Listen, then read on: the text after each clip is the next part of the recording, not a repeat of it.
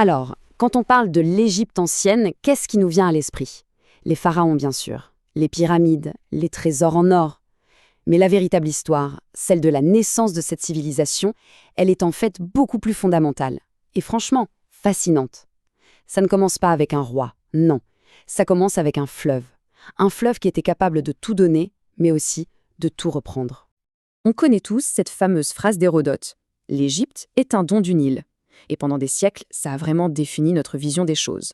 Et avec raison, il faut se l'imaginer, sans les crues annuelles du fleuve, toute cette vallée ne serait qu'un désert aride, ni plus ni moins que le Sahara juste à côté. Le Nil, c'était littéralement la vie. Mais voilà, et si ce cadeau était en fait une sorte de malédiction? Parce que ce don de la nature, eh bien, il pouvait très vite se transformer en cadeau empoisonné. Et c'est justement là qu'on trouve la clé pour comprendre comment l'Égypte est devenue l'Égypte. La survie même des tout premiers Égyptiens dépendait de ça, leur capacité à résoudre un problème colossal et totalement imprévisible. Alors, regardons ça de plus près, ce don à double tranchant. La crue annuelle du Nil, il faut bien comprendre que c'était tout sauf fiable. C'était une force de la nature, brute, capable du meilleur comme du pire. Créer des terres incroyablement fertiles d'un côté, et de l'autre semer une dévastation totale. L'enjeu était tout simplement immense. Imaginez un peu, si la crue était trop faible, hop, c'était la famine. Les récoltes séchaient sur pied, plus rien à manger. Mais si elle était trop forte, alors là c'était la catastrophe absolue.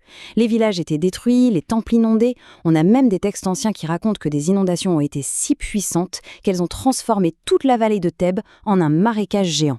Un véritable océan qui balayait tout, absolument tout sur son passage. Et pour qu'on se rende bien compte de cette précarité, il y a un chiffre qui parle de lui-même.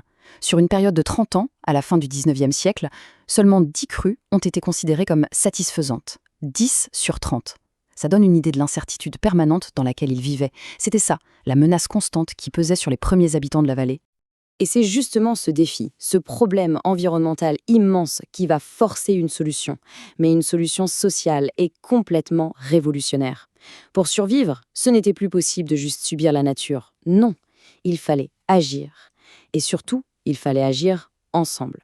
C'est ce qu'on appelle la domestication du Nil. Et attention, on ne parle pas de quelques petits aménagements par-ci par-là. Non, non. C'était un projet d'ingénierie absolument massif à très grande échelle. Il a fallu construire des digues, creuser d'immenses bassins pour retenir l'eau, puis la redistribuer. C'était un travail de titan qui demandait une coordination jamais vue auparavant. Et ça a forcé une toute nouvelle façon de vivre en communauté. Et ce qui est fascinant, c'est de voir comment tout s'enchaîne, la logique derrière tout ça. On commence avec un besoin concret, construire des bassins et des digues. Pour ça, il faut organiser le travail en commun, forcément. Ces groupes de travailleurs, petit à petit, ils se structurent et ils forment des entités plus larges, des sortes de provinces. Et à la fin, qu'est-ce qu'on a? Eh bien, ces provinces se regroupent en deux grands ensembles politiques. Un royaume au nord, un royaume au sud. C'est incroyable de se dire que l'ingénierie a littéralement sculpté la société. Ok, donc on a ces deux royaumes. Mais avant de s'unir pour de bon, il faut savoir que ces deux régions, le nord et le sud, ont développé des identités vraiment très différentes. C'est la période qu'on appelle pré-dynastique. Le Nil a donc donné naissance non pas à une, mais bien à deux cultures distinctes. Et elles ont dû apprendre à vivre l'une à côté de l'autre avant de pouvoir fusionner. Et ce tableau, il résume parfaitement ces différences. Regardez, au nord, on a des villages bien groupés, très organisés. Et chose intéressante, on enterre les morts au cœur même du village. Leur travail de la pierre aussi était super raffiné. Alors qu'au sud, c'est un autre monde. L'habitat est plus dispersé, plus familial. Les morts, on les enterre loin, à la lisière du désert. Par contre, leur poterie était techniquement supérieure, avec cette fameuse céramique rouge à bord noir. Alors, la grande question, c'est comment est-ce que ces deux mondes ont fini par n'en faire qu'un? Eh bien, ça ne s'est pas fait en un jour, loin de là, ça a pris des siècles. Pendant tout ce temps, la culture du Nord, celle qu'on appelle jersienne, a commencé à descendre vers le Sud, à l'influencer. Il y a eu une sorte de fusion lente, progressive des styles, des coutumes, mais à la fin, cette longue période d'échange, elle s'est terminée comment? Par une conquête. Ce sont les rois du Sud qui ont unifié toute la vallée par la force. Et c'est comme ça qu'est née la toute première dynastie de pharaons. Maintenant, il faut qu'on parle d'un mythe tenace. On a souvent cette idée que la grande révolution technologique, le truc qui a tout changé et qui a permis aux civilisations d'émerger, c'est la métallurgie, l'âge du bronze, tout ça. Sauf que dans la vallée du Nil, l'histoire, elle est complètement différente. Et cette citation le dit très clairement. L'apparition du métal fut en réalité un phénomène mineur. C'est une phrase capitale, vraiment, parce qu'elle vient dynamiter toute notre vision traditionnelle des choses. Non, l'arrivée du métal n'a pas été le grand catalyseur du changement en Égypte. C'était un phénomène secondaire. Ce n'était pas ça le moteur de la civilisation. Alors, quelle est la véritable histoire du métal? En fait, il n'y a eu aucune vraie rupture entre l'âge de la pierre, le néolithique, et l'âge du cuivre en Égypte. Le métal est arrivé tout doucement, très progressivement. Son utilisation était hyper limitée, vraiment. On s'en servait pour faire des petits objets, des perles, des aiguilles, mais les outils du quotidien, ceux qui servaient à cultiver, à construire, eh bien, ils sont restés en pierre pendant encore très très longtemps.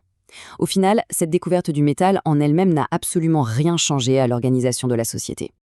Et cette chronologie, elle est sans appel. Regardez la lenteur du processus.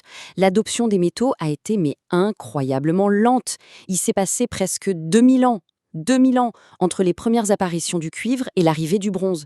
Et le fer, n'en parlons pas, il n'arrive que bien plus tard. C'est la preuve ultime que ce n'est pas une révolution technologique qui a bâti l'État égyptien. C'était une révolution sociale.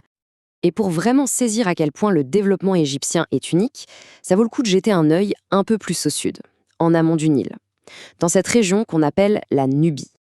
On a donc le même fleuve, mais on a deux destins complètement différents. En Égypte, la vallée est large, ce qui a permis une agriculture sédentaire massive. Et ça a mené tout droit à un État super centralisé. En Nubie, c'est pas pareil. La vallée est beaucoup plus étroite, du coup les populations sont restées semi-nomades, mélangeant élevage et un peu d'agriculture. Et leur organisation sociale, elle est restée au niveau de chefferie locale, rien à voir avec le niveau de centralisation de leurs voisins du Nord. Ce qu'il faut retenir, c'est que l'histoire de la vallée du Nil, ce n'est pas l'histoire d'une seule civilisation monolithique. C'est l'histoire de plusieurs cultures très diverses qui se sont chacune adaptées à leur manière aux défis de leur environnement. Les peuples de Nubie, par exemple, comme ceux du groupe A, ont créé des sociétés complexes, prospères, en suivant leur propre chemin, leur propre voie de développement. Bon, alors, au final, qu'est-ce qu'on retient de cette plongée dans les origines de l'Égypte? C'est quoi le modèle, le plan, si on veut, qui a permis de bâtir cette civilisation absolument légendaire? Le point vraiment crucial, c'est celui-ci. C'est le défi du Nil qui a tout déclenché. La grande, la vraie innovation, elle n'était pas technologique, elle était sociale. C'est la capacité à coopérer, mais à une échelle massive, qui a été la pierre angulaire de l'État égyptien. La technologie, comme le métal, elle n'est arrivée que bien plus tard. Elle était une conséquence de cette nouvelle société complexe, pas sa cause. Au fond, ce qui bâtit les civilisations, c'est notre capacité à résoudre des problèmes ensemble. Et ça nous laisse avec une question fondamentale, une question qui résonne encore très fort aujourd'hui. Au fond, qu'est-ce qui fait vraiment avancer une société?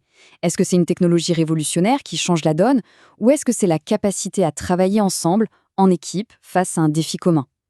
L'histoire des origines de l'Égypte, elle, nous donne une réponse plutôt claire.